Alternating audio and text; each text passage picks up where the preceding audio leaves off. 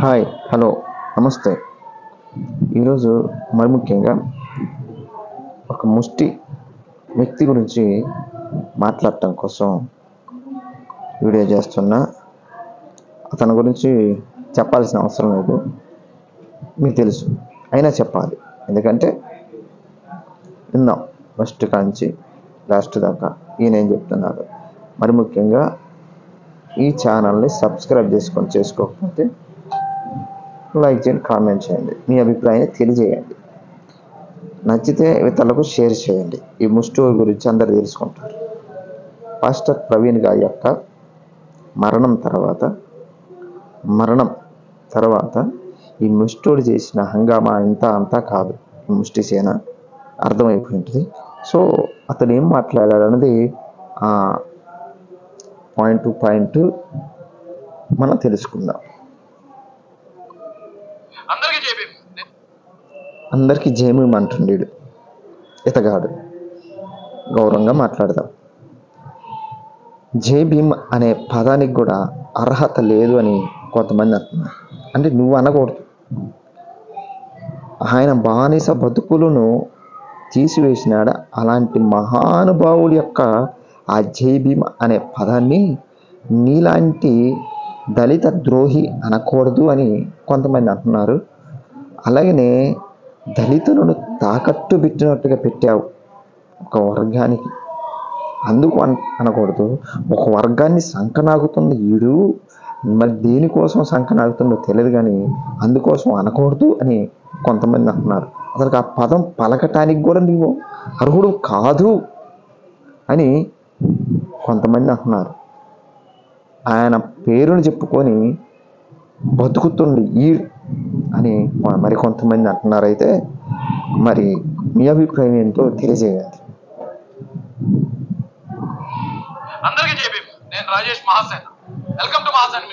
ఎందుకు నాకు అర్థం కాకపోతే రాజేష్ మహాసేన, అది నీ ఇంటి పేరు ఆయనరా? నాకు అర్థం కాకపోతే రాజేష్ మహాసేన అని పెట్టుకున్నాను. బైబిల్లో ఉంటుంది సేనాలు. ఆ దెయ్యం ఆడ నువ్వు సేన అని పెట్టుకున్నావు. ఆ దెయ్యం సేన అనుకుంటున్నా నేను. ప్రతివాడు సేన అని పెట్టుకుంటుంది. అర్థం లేని సేనాలు. ప్రవీణ్ పగడాల గారి విషయాన్ని పెట్టుకుని డబ్బులు సంపాదించేద్దామని కొందరు చాలా గట్టిగా ట్రై. ఆయన పేరు చెప్పుకొని వాళ్ళు సంపాదించారు, వీళ్ళు సంపాదిస్తున్నారు అనుకోవటమేమో కానీ నువ్వు మటుకు సంపాదించుకుంటావు నాకు తెలిసి. నీకు ఎంతకంట చేసి ఉంటలేదు. ఒక ఇద్దరు ముగ్గురు పాస్టర్లు కలిసి నేను ఆల్రెడీ వీళ్ళ గురించి చెప్పాను. వీళ్ళ పాస్టర్లే కాదు, వీళ్ళకి చర్చ లేదు, వీళ్ళంతా నేను ఇప్పుడు చెబుతున్నా, వీడు అసలు దళితుడే కాదు, దళిత ద్రోహి. ఎందుకంటే చెబుదా, అప్పుడు నన్ను ఇది ముష్టి బ్యాచ్ అని నేను చెప్తున్నా. ముష్టి సేన బ్యాచ్ అన్నమాట. బ్రోకరేజానికి ముష్టి సేన. కూడా చాలా మంది క్రిస్టియన్స్ రాజేష్ క్రిస్టియన్స్ వ్యతిరేకంగా మాట్లాడుతున్నాడు, క్రిస్టియన్స్ కోసం పోరాడతాను అన్నాడు, వ్యతిరేకంగా మాట్లాడుతున్నాడంటే నేను ఎవరి గురించి అయితే మాట్లాడుతున్నానో ఆడు క్రిస్టియానిటీకి వ్యతిరేకంగా ఉన్నాడని అర్థం చేసుకోవాలి. అప్పుడు మీరు అర్థం చేసుకోరు.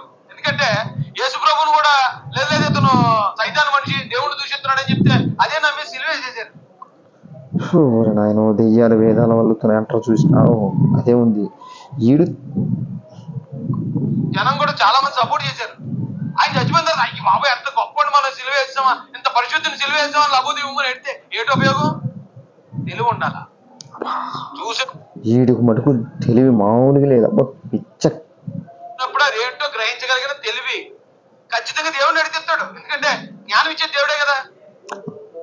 ఈడుకు మటుకు వాళ్ళ బాబు గారు ఎత్తుంది. అదే తెలివి, ఏం చెప్పాలి ఏందన్నది. మీకు జ్ఞానం లేదంటే మీరు దేవుడు ఏం అడగలేదు, దేవుడు మీకు ఏం ఎత్తలేదని అర్థం.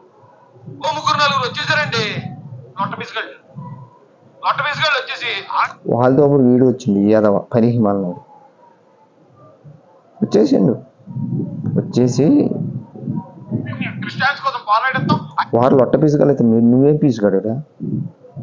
బ్రోకర్ గాడిగా అంటున్నారు. ఈ తొక్కలో మొక్కలు నువ్వు వేసుకొని అంటారు. అప్పుడు దాకా ఏక బాండవా ఏం కూరండు అంటారు. వీళ్ళు ఇలాంటి దొంగ పాస్టర్ల గురించి మాట్లాడుతున్నారు, అందరి గురించి కాదు. ఈడ ఫస్ట్లో క్రైస్తవులు ఎలా ఎలా ఎలా అలా మాట్లాడిండు. ఇంత సెంటిమెంట్ కొట్టి ఇప్పుడు ఎలా మాట్లాడుతాను చూసిండు కదా. కానీ అందరూ ఉన్నప్పుడు వచ్చే అంటే టోన్ మారిపోతుంది. అనుకుంటూ ఏదో వెరైటీగా వచ్చేస్తుంది టోన్. ఆ మాటలు నమ్ముతారండి అమ్మాయికి జనం.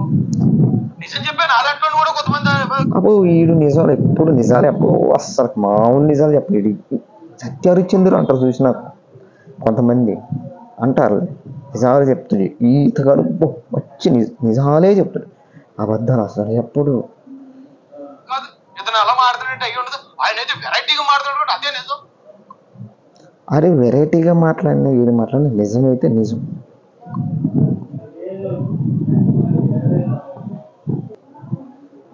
ఇప్పుడు అభినయ్ దర్శన్ ఆడియో వాళ్ళు మాట్లాడుతూ నేను చూపిస్తాను, వాళ్ళ గురించి తెలుసు, వాళ్ళు ఎలాంటి వారు, నీలాంటి ఎదవాలని మాకు కూడా తెలుసు. సో వాళ్ళు ఏం మాట్లాడన్నది విషయం కాదు కదని నువ్వేం మాట్లాడావన్నదే ఇక్కడ మాకు పాయింట్. ఆయన ఎప్పుడు దేవుడిని డబ్బుల కోసం వాడుకోలేదు. ఆయన కష్టపడి ఆయన కంపెనీలు పెట్టుకున్న వచ్చిన డబ్బులతో పేద పిల్లలు చెప్పు.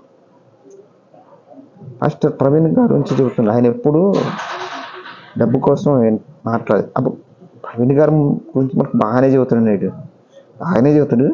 బాగానే చెప్పి తర్వాత యాక్సిడెంట్ అయ్యి తాగి చనిపోయాడు అనే చెబుతుంటాడు. ఈ పనికి మళ్ళీ పేదలకు మంచి చేసిండు, జెంట్మెన్గా బతికాడు, బతికున్న నాలు. కానీ ఆ ఒక్కరోజే తాగాడు చనిపోయాడు అని చెబుతాడు ఈ పనికి మన్నాడు. ఆయన ఒక్క మాట ఎవడా ఒకవేళ చనిపోవడానికి కారణం ఆయన ఆ వైన్ షాప్ లో కనిపించడం, లేకపోతే అక్కడెక్కడ ఇది నేను చెప్పినా కదా, ఈ పని మళ్ళీ జెంటిల్ మ్యాన్ అని చెప్తాడు. కానీ ఆయన తాగిపోవడానికి కారణం ఆ వీడియోలు అవి ఫేక్ అని నిన్ను నిరూపించే దమ్ము సత్తా నాకు. వచ్చి కూర్చుంటావా మాట్లాడు క్రైస్తవులతో. పడిపోవడం మాస్క్ ఉన్నా కూడా ఆయనతో పరిచయం ఉన్న మాలాంటి వాళ్ళందరికీ తెలుస్తుంది మాస్క్ వెనకాల ఉన్నది ఎవరో. ఎందుకంటే స్క్రిప్ట్ ఇచ్చి ఉంటారు. ఎందుకంటే మాస్క్ వెనక ఉన్నది ఎవరు వీడికి తెలుసు. ఒరిజినల్గా ఊరికి మాస్క్ పెట్టి తిప్పారు అన్నది వీడికి తెలుసు. ఆ మాస్క్ వెనక ఉన్నది ఎవరు అనేది జనాలకు తెలియదు కదా. స్క్రిప్ట్ ఇచ్చి మాస్క్ పెట్టి హెల్మెట్ పెట్టి, అంటే ఆయన మరణం చనిపోయిన బాడీ ఉన్న ఆ మాస్క్ అయితే ఉందో చూసిన, ఆ మాస్క్ ఏ దెబ్బలు కాకుండా నలగకుండా అలా పెట్టినట్టు వాడు తిరిగాడు చూసినావు. వాడు అటు తిరగటం ఇటు తిరగటం, వైన్ షాప్కి పోవటం, కింద పడటం, ఇవన్నీ హెల్మెట్ వేసుకుని తిరగండి. ఆ హెల్మెట్ చనిపోయిన బాడీ మీద ఉన్న పెట్టుకుని ధరించిన హెల్మెట్ డిఫరెంట్ ఉంది. కానీ వీడికి తెలుసు ఆ హెల్మెట్ పెట్టుకునే దేవుడు అని ఒరిజినల్ దేవుడు అనేది వీడికి తెలుసు. అదే జరుగుతుంది.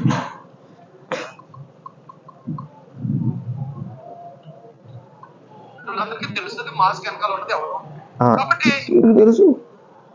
రోజు అలా జరిగిందేమో అనుకున్నాం, కానీ అదేమి నేను పెద్ద టాపిక్ గా నేనేమి చేయలేదు. కానీ అది యాక్సిడెంట్ అని ఖచ్చితంగా చెప్పాను. యాక్సిడెంట్ అని చెప్పినాడు ఈ పనికి మళ్ళీ ఎరా అబ్బాయి యాక్సిడెంట్ కాదని బాగిన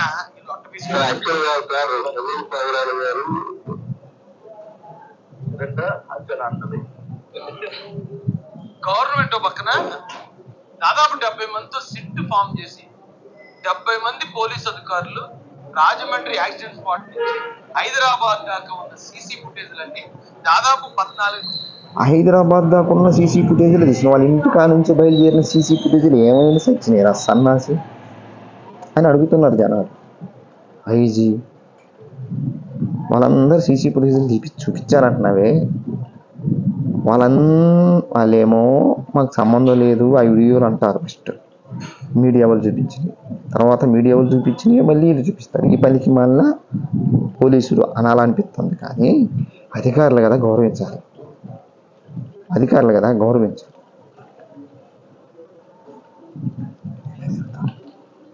సీసీ ఫుటేజ్లన్నీ దాదాపు 14 నుంచి 20 రోజులు వాళ్ళ ఫ్యామిలీలో కూడా వదిలేసి 14 నుంచి 20 రోజులు తిండి బట్ట లేకుండా తిరిగినాడు అని చెప్పుకుంటున్నాడు. వాళ్ళు తిరిగినట్లేదురా బాబు, మీడియా వాళ్ళు తిరిగినట్టుంది.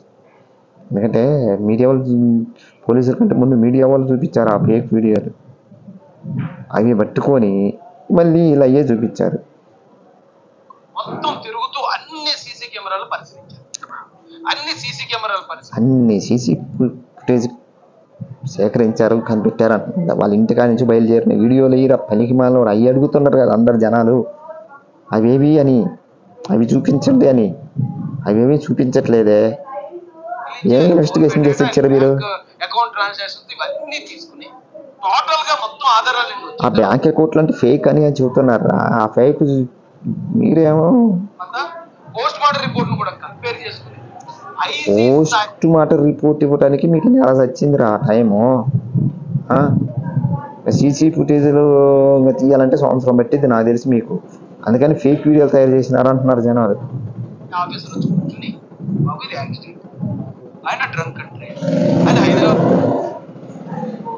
ఆయన యాక్సిడెంటే చనిపోయాడు అన్నాడు చెప్తున్నాడు, కానీ తాగాడని చెప్పట్లేదంట. కానీ పోలీసులు తాగి చనిపోయాడు డ్రంక్ అండ్ డ్రైవ్ అన్నప్పుడు ఈ పనికి మాలుడు మరి ఫాస్ట్ గారు ఎందుకు తాగుతాడండి? ఒకవేళ యాక్సిడెంట్ అయితే అనుకో, తాగాడని మీరు ఎలా నిర్ధారిస్తారు? ఆ వీడియోలో మాస్కులు ఒక్కసారైనా ఉందా? ఒక్కసారి నా ఫేస్ కనపడదా అని అడిగి చచ్చాడు ఈ పనికి మాలోడు. ఆ చనిపోయిన ఆ బాడీకి ఉన్న సిచ్యువేషన్ ఏంటి? ఇలా నరికినట్టుంది కదా, ఈ బైక్ తీసుకొచ్చి ఆయన మీద పండబెట్టినట్టుందిగా అనే డౌట్ రావాలి కదా పనికి మాలోడికి. అదేమన్నా అంటే అన్నతో పాటు నేను తిరిగాను, అన్న నాకు తెలుసు పరిచయం అన్నాడు. ఎన్నిపోటు గారెమ్మటి తిరిగి అదే బాబు గారమ్మటి తిరిగి ఇది కూడా ఎన్నిపోటు పూడ్చిండు ప్రవీణ్ గారికి అని జనాలు అంటున్నారు. ఇంకా చూద్దాం. హైదరాబాద్ నుంచి డ్రింక్ చేసుకుంటూ వచ్చాడు, ఇక్కడికి వచ్చేటప్పుడు కంట్రోల్ తప్పాడు. ఒకవేళ ఎండ ప్లస్ డ్రింకింగ్ ఈ రెండు కూడా ఆయనకి ఎఫెక్ట్ చేసి ఉండొచ్చు. ఆయనకి ఆయన వెళ్ళిపోయాడు అని అంత క్లియర్ గా చెప్పాక ఈ దొంగ నాగుడికి అందరూ ఏం చేశారు తెలుసండి? చూడు, ఇది లాంగ్వేజ్ ఇది పనికి మానవాడిది. క్రైస్తవులంతా అక్కడున్న సిచ్యువేషన్ని, వాళ్ళు చూపించిన వీడియోలు, వాళ్ళు చూపించిన ఏవైతే వైన్ షాప్లో చూపించారో అవన్నీ తేడాగా ఉంటే వాటన్నిటికీ జవాబు చెప్పకుండా పోలీసులు ఉంటే అన్ని డౌట్లు వ్యక్తపరుస్తుంటే ఈ పనికి మాలోడు మటుకు తెగ వీడియోలు చేసిండు. మాస్టర్ ప్రవీణ్ గారు యాక్సిడెంట్ అని. ఈ పనికి మాలోడి కిందకి అసలు నాకు అర్థం కాకట్లా. 10 దాంట్లో ఏలు పెట్టేస్తూ ఉంటాడు, 10 దాంట్లో కాలు పెట్టేస్తుంటాడు ఈ పనికి మాలోడు. క్రైస్తవులో ఉద్ధరించని మిమ్మల్ని పెట్టుకున్నావా?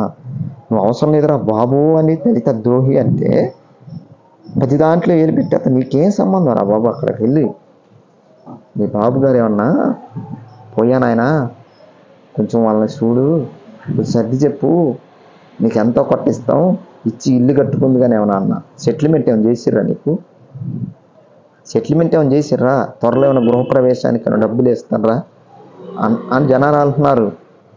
ఎంత ఇచ్చి ఉంటారు నీకు అని ఈ సెటిల్మెంట్కి?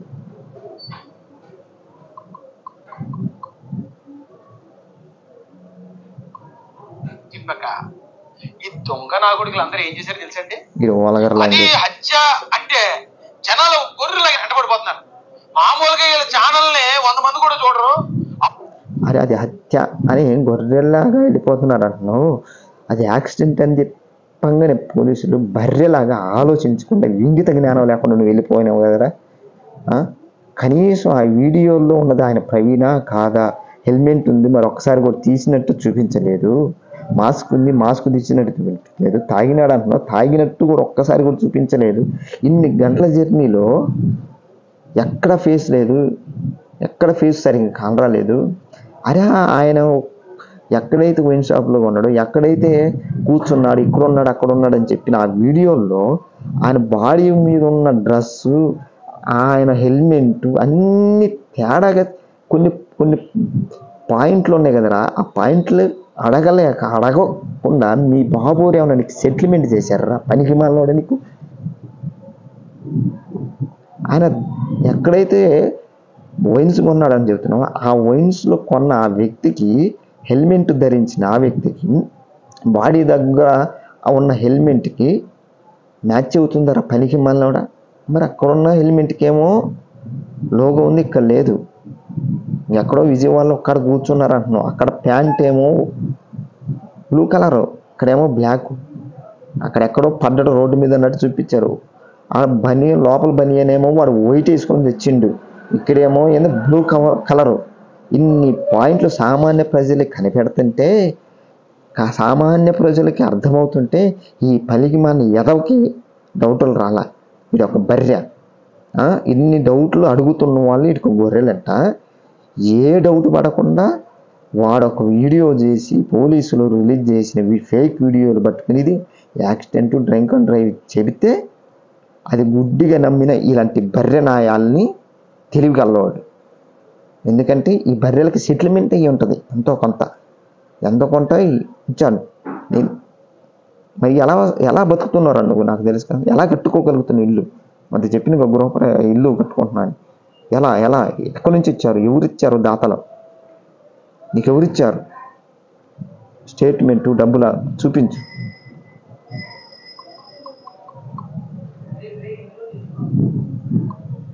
అప్పుడు వీళ్ళు మాట్లాడుతున్నప్పుడు అచ్చా అంటున్నప్పుడు 12,000 మంది 15,000 మంది లైవ్ లో చూసుకోరు. అలాగే ఊరి ఎంతమంది గొర్రెలు ఉన్నారు మన రాష్ట్రంలో?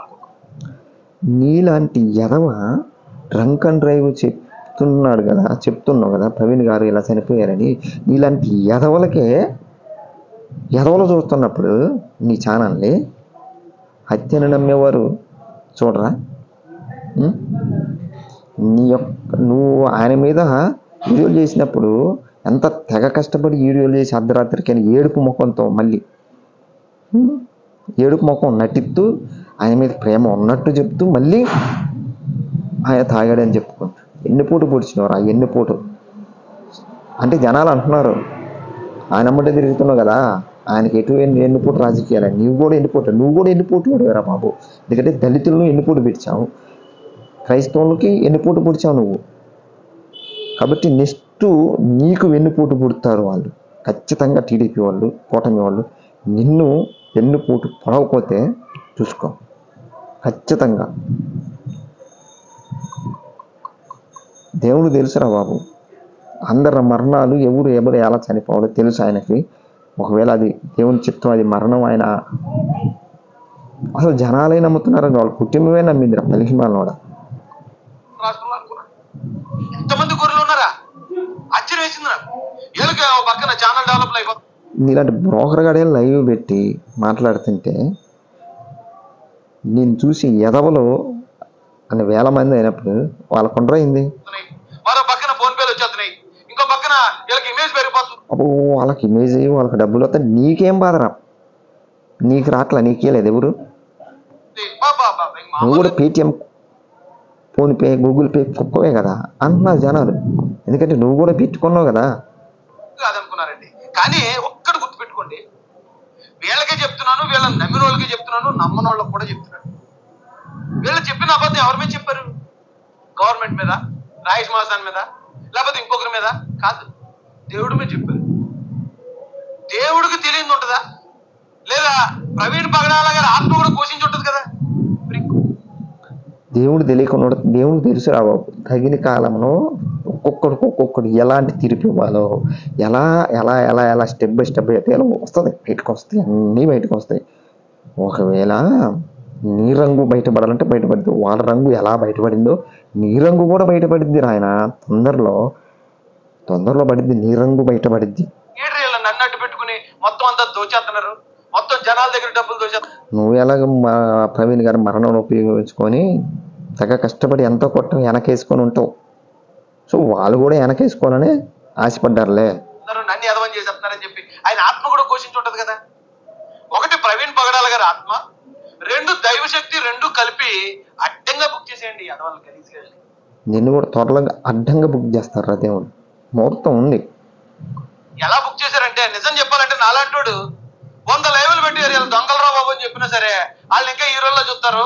నాలాంటోడు మాటలు నమ్మని పరిస్థితిలో ఉన్నారు. ఆ రోజు ఎవరు చెప్తే వీళ్ళు ఎదవాలని నమ్ముతారు?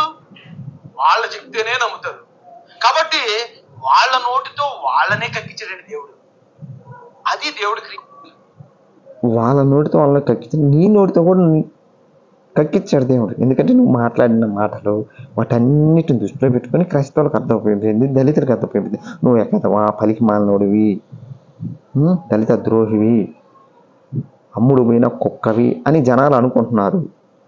రాజేష్ గారు కొంచెం అంటే అలా ఉంటుంది. ఎదో పని చేసిన అడ్డంగా ఇరికించడం, అడ్డంగా బుక్ చేయడం దేవుడు తలుచుకుంటే ఇలాగే. ఇప్పుడేమన్నారు, మాకు తెలిసిండే తాగుతుడని. కానీ ఒక స్టాండ్ తీసుకుని ఫైట్ చేద్దాం అనుకున్నాడు, తీసుకోవాలంటే. ఏ స్టాండ్ తీసుకున్నారా ఎదవల్లారా మీరు? ఈ రాష్ట్రంలో ఉన్న క్రిస్టియన్స్ అందరినీ గవర్నమెంట్ యాంటీ చేశారా పనికి మాలిన ఎదవల్ల. ఆ క్రిస్టియన్స్ అందరూ ఇలాగే ఉంటారండి. నేను ఇంకోటి కూడా చెప్తానండి, ఆ రోజు ఆయన చనిపోయినప్పుడు కొన్ని వేల మంది వచ్చారు రాజమండ్రి గవర్నమెంట్ హాస్పిటల్. ఆ తర్వాత అది యాక్సిడెంట్ అని నాలాంటి వాళ్ళు అందరూ చెప్పిన తర్వాత కొన్ని వేల మంది వెనక్కి తగ్గిపోయారు. ఇలాంటి పొగడగాలు కొంతమంది మాత్రం డబ్బులు అడుక్కోవడానికి, ముష్టి ఎత్తుకోవడానికి వచ్చేసారు. ఇప్పుడు ఒక చోట ఒక వ్యక్తి చనిపోయాడు అనుకోండి, ఆ వ్యక్తిని బట్టి, ఆ వ్యక్తి వెనకాతలో ఉన్న దీన్ని బట్టి మనుషులందరూ వెళ్ళి బాధపడతా ఉంటారు. కానీ అక్కడ కొన్ని కుక్కలు చేస్తాయి. ఈ మనుషులందరూ పొద్దు పోను దాన్ని పీక్కు తినేద్దాం. ఆ చనిపోయినాడు ఎంత గొప్పడో, వెనకాల ఏముందా ఏంటి అదన్నీ కుక్కలకి అనవసరం. పీక్కు తినాల, అక్కడ ఆ శరీరం ఉంది, మాంసం ఉంది, ఆ మాంసాన్ని పీక్కు తింటే కడుపు నిండుతుంది. వీడు కూడా అదే. అంత గొప్ప వ్యక్తి, అలాంటి గొప్ప వ్యక్తి మరి ఎలా చనిపోయి ఉంటారు? ఇన్ని అనుమానాలు రాకూడదు జనాలకి. రాకుండా ఎమ్మటనే బాబు చెప్పింది కదా, క్లోజ్ చేయనగానే క్లోజ్ చేయటానికి రాత్రం. అలాంటి కుక్కలకి, అలాంటి రాబందులకి వాళ్ళైతే అది హత్య అని ప్రచారం చేసి సొమ్ము దాచుకుంటున్నారేమో, కానీ అది నువ్వు మటుకు అది హత్య కాదు, డ్రంక్ అండ్ డ్రైవ్ అని ఎంత గుంజి ఉంటావో పాపం. నువ్వు ఎంత కమ్ముడు పోయి ఉంటావో. నువ్వు చిల్లర కోసం బతికే రోజులు పోయినాయి కదా, అంత హై రేంజ్ ప్రొఫెషనల్గా వెళ్ళిపోయి ఉంటావు. వాళ్ళంటే పాపం చిల్లరగాళ్ళు కాబట్టి చిల్లర కోసం ఏదో 10-20 కోసం ఆశపడి ఉండొచ్చు. నువ్వు ఎక్కువ ఆశపడ్డావు కాబట్టి అడిపోయి ఉంటావు. అక్కడ ఆయన చనిపోవడం వల్ల, దాన్ని ఇలా పెద్ద చేయడం వల్ల, ఈ పోస్ట్ మార్టం జరిగి డ్రంక్ అండ్ డ్రైవ్ అని రావడం ద్వారా దాదాపు 50 కోట్లు ఇన్సూరెన్స్ పోయింది. మరి పనికి మాలోడా వాళ్ళు గోల చేసి బట్టి పోవటం ఏందిరా? మీ ప్రభుత్వమే కదరా డ్రంక్ అండ్ డ్రైవ్ అని ఇచ్చింది. ఇంకెలా వస్తుంది ఇన్సూరెన్స్? పనికి మాలోడా. ఇద్దరు ఆడపిల్లలు, ఆ భార్య ఇద్దరు ఆడపిల్లలకి 50 కోట్ల రూపాయలు ఇన్సూరెన్స్ రావాల్సింది. పనికి మాలోడా. వాళ్ళకి కంపెనీలు ఉన్నాయి, వాళ్ళకి భవిష్యత్తు ఉంది. ఆ రోజే చెప్పారు రా వాళ్ళే. ఆ రోజే చనిపోయిన రోజే ఇది హత్య, మేము వారిని చేసిన వాళ్ళు కూడా క్షమించామని కూడా చెప్పినారు వాళ్ళ వైఫ్. అంటే అర్థం ఏంటి? డ్రంక్ అండ్ డ్రైవ్ అని ఒప్పుకున్నట్ట పనికి మాలోడా అని ఆమె కూడా అనుకుంటుంది మనసులో వీటి గురించి అని అనుకుంటున్నాను నేను కూడా. ఈ గలీజ్ గాడు, ఈ పనికి మాలోడు అప్పటి నుంచి తెగ బిజీ అయిపోయిండు.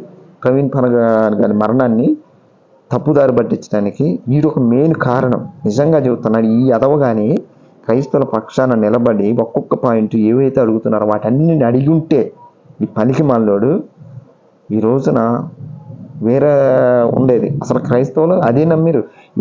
వీడు వచ్చిండు పాపం మా కోసం పోరాడతాడు, మేము అడిగే ప్రశ్నలకి అడుగుతాడు, వాళ్ళని అడుగుతాడు, నిలదీస్తాడు అనుకున్నాడు. ఈ పనికి మాలోడు అమ్ముడు పోయే బ్యాచ్ అని, వాళ్ళకి ఎన్నిపోటు పుడతాడని అనుకోలే పాపం. అనుకోలేదు కాబట్టే నేను మీ పక్షం వాడిని, నేను పోరాడతా అనగానే ఈ పోయినారు కొంతమంది ఫస్ట్లో. అది ప్రోత్సహించారు. తర్వాత ఇప్పుడు తెలిసింది అసలు రంగు ఇప్పుడు బయట పెట్టాడు దేవుడు. ప్రవీణ్ పనగారి మరణం తర్వాత వీడొక వేస్ట్ గాడు, వీడొక దళిత ద్రోహి, వీడి పనికి మళ్ళీ ఎదవ. ఆ జాతిలో అసలుకి దళిత జాతిలో ఎలా పుట్టాడు రా వీడు, దళిత ద్రోహి అని ఫీల్ అవుతుంది ఇప్పుడు ఫీల్ అవుతుంది సార్. ఇప్పుడు ఫీల్ అవుతుండ్రు ఎదవని. ఇలాంటి పదికి మాలోడు మా జాతిలో పెట్టినందుకు మేము సిగ్గుపడుతున్నామని ఇప్పుడు అంటున్నారు. కోట్ల రూపాయలు ఇన్సూరెన్స్ రావాల్సింది ఈ గలీజ్ గా చిల్లర ఫోన్ పేలు జీపేలు పెట్టుకుని అడుక్కోవడం కోసం లేదంటే చేయాలని చెప్పి మొత్తం పెంట చేసి డ్రంక్ అండ్ డ్రైవ్ గా తెచ్చారు. పనికి మాలోడా పెంట చేసింది వాళ్ళ. అసలు డ్రంక్ అండ్ డ్రైవ్ అని వస్తే ఇన్సూరెన్స్ రాదంటున్నావు. అది ఇచ్చింది వాళ్ళ, నువ్వా, నీ ప్రభుత్వమా? ఎవరిచ్చారా పనికి మాలోడా? ఆ కుటుంబానికి నిజంగా అన్యాయం చేసింది ఎవరండి? యాక్సిడెంట్ అని చెప్పిన నాలంటోడా? అంటే యాక్సిడెంట్ అని నువ్వు చెప్తే ఇన్సూరెన్స్ వద్దా? పోలీసు వారు చెప్తే వద్దా? లేదా వస్తుందా? పోలీసు వారు చెబితే, లేకపోతే ఆ రిపోర్టు ఇస్తే, పోస్ట్ మార్టం రిపోర్ట్ ఇస్తే దాని ప్రకారం అది వస్తుంది. మీరే ఇది డ్రంక్ అండ్ డ్రైవ్ అని చెప్తే ఇంకెలా వస్తుందా పనికి మాలోడా అని అంటున్నారు సార్. ఆ రోజు కామ పోవండి అని చెప్పుంటే నేను చక్కగా మాట్లాడా పార్థివ దేహాన్ని అక్కడికి పంపిద్దాం. ఇది ఆ రోజు బాబు గారు ఇది చెప్పుంటారు, ఇది యాక్సిడెంట్ చెప్పు నాయన, తర్వాత మనం అన్ని కార్యక్రమాలు నడిపించుకొని సరిపోద్ది అన్నారు. ఈడు మాట లేదు అందరూ, ఎందుకంటే ఆ మరణం చనిపోయారు, చనిపోయాగానే కొన్ని సిచ్యువేషన్స్ మ్యాచ్ చేయాల, కొట్టి చంపినట్టుంది, ఆ బండి ఏమో మనిషి మీద ఉంది, ఇన్ని అనుమానాలు పెట్టుకొని ఇది చెప్పింది నమ్మల, ఈ పనికి మనోడు చెప్పేది నమ్మలేదు కాబట్టి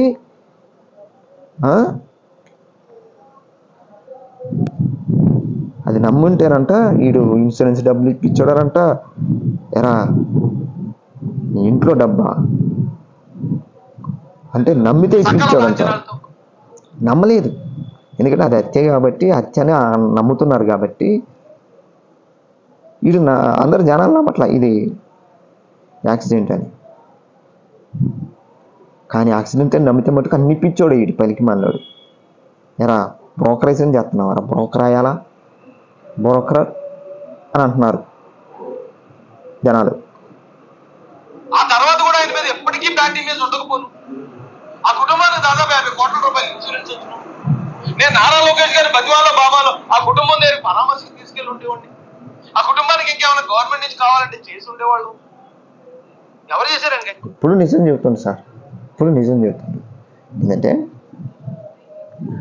రాజేష్ గారు క్రైస్తవులకందరికీ ఇది యాక్సిడెంట్ అని చెప్పంగానే నమ్మి ఉంటే ఇక ఏ పోస్ట్ మార్టం రిపోర్ట్లు ఉండవు, ఈ సీసీ ఫుటేజ్లు ఉండవు, ఎక్కడ ఉన్నారు, ఎక్కడ తాగారు, ఎక్కడ పడ్డారు, ఇవన్నీ ఉండవు. ఎమ్మంటే క్లోజ్ అయ్యేది. ఎమ్మంటే చంద్రబాబు నాయుడు దగ్గరికి వెళ్ళారు, నారా లోకేష్ గారికి వెళ్ళి ఆ పాస్టర్ గారు యాక్సిడెంట్ చనిపోయారని చెప్పి దానికి సంబంధించినవన్నీ ఉంటాయి కదా, అన్ని లాంఛనాలతో చేసి ఎంతో కొంత ఇచ్చోడే, అంటే బతిలాడి ఇక్కడ బానిస బతుకులను మనం తీసినాడు బాబాసాహెబ్ అంబేద్కర్ గారు. నువ్వేంట్రా మళ్ళీ వాళ్ళ దగ్గర పోయి కాలు కడపి బతిలాడుతాను, బానిస ఎదవా, ఇంకా బానిసలు చేయటానికే మమ్మల్ని అని అంటున్నారు, ఆగ్రహం వ్యక్తం చేస్తున్నారు దళితులు. అంటే నువ్వు చెప్పింది నమ్మలేదు కాబట్టి ఇక ఇది జరగలేదన్నమాట.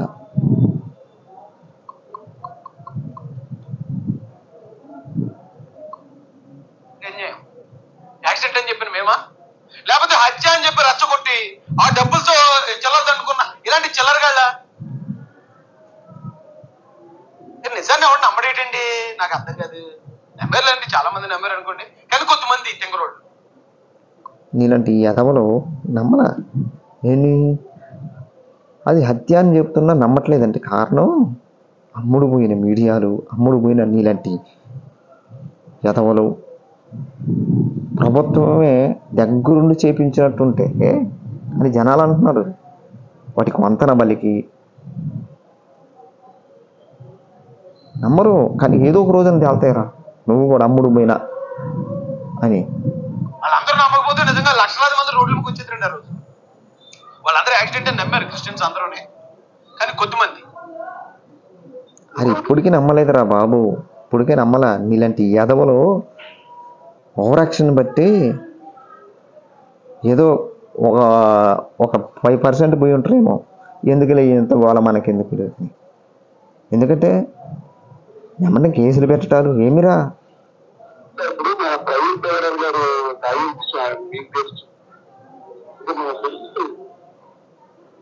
అలాంటి కొంతమంది వీళ్ళే ఈ పొగడాగాళ్ళు అంటారంటే భయపడిపోయారు, భయపెట్టేశారు,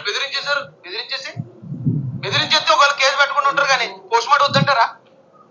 మినిమం కదరా ఇది.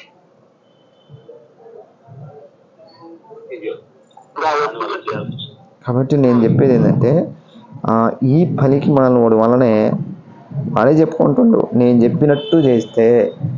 అంటే బాబు గారికి ఒక స్టాండ్ ఇచ్చారు, నువ్వు క్రైస్తవుడు కదా, దళితుడు కదా, నీ మాట వింటారు, నువ్వు పోయి అక్కడికి వెళ్ళి ఇది యాక్సిడెంట్ అని చెప్పు. యాక్సిడెంట్ చెప్పంగానే నమ్మంగానే ఇక సైలెంట్గా క్లోజ్ చేసి మిగతా కార్యక్రమం చేద్దాం అని అన్నారు. కానీ యాక్సిడెంట్ అని నమ్మల. ఎందుకంటే అక్కడ ఉన్న సన్నివేశాలు అలా లేవు, హత్యలాగానే ఉన్నాయి, అనుమానించే విధంగానే ఉన్నాయి. సో నమ్మకపోయాక ఇక వెమ్మటనే plan 2, plan 1 plan 2 camera shooting.